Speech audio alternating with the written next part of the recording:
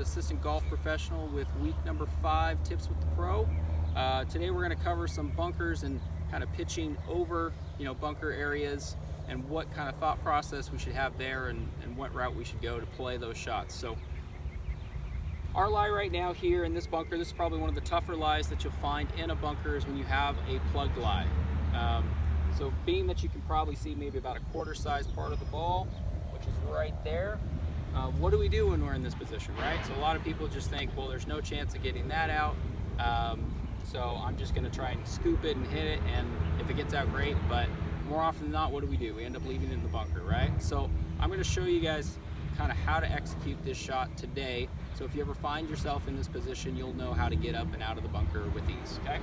So assuming that most players that are watching this know how to hit a bunker shot, okay, that's the assumption here. I'm going to cover a few things that we're changing or addressing, and then we'll go from there. So, plugged lie. So the first thing that I'm going to want to do is make sure that my face goes from square to wide open, right?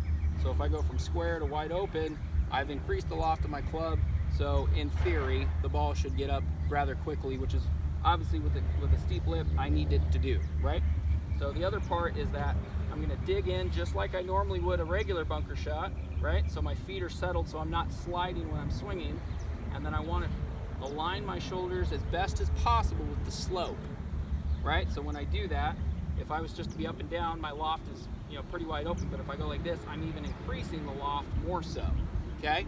So making sure that we're lining our shoulders with the line, or with the hill here, and then taking your grip, and the most important component to this swing is making sure you hinge the wrist, So making sure that from here, your wrists are going very cocked very early, right? And then we're making sure to generate like a full swing type speed, right? We're not trying to help it out with slow. It's not like a chip. I'm getting wrist hinge early and making sure that I hit down into the golf ball, okay? And the last thing is your goal, just get it on the green. Because a lie like this, if you're thinking, oh, I want to get it 4 feet, you're not, okay? More often than not, you're not going to get it 4 feet. So make sure that you do that, wrist hinge, and swing hard. And then get it out and on the green.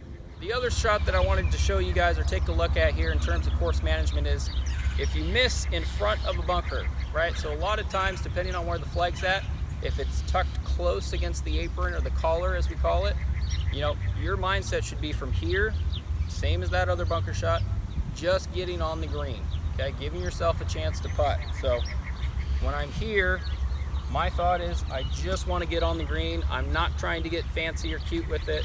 You want to get it on the green. That is your goal. So if you find yourself behind a bunker, make sure you have a high lofted club.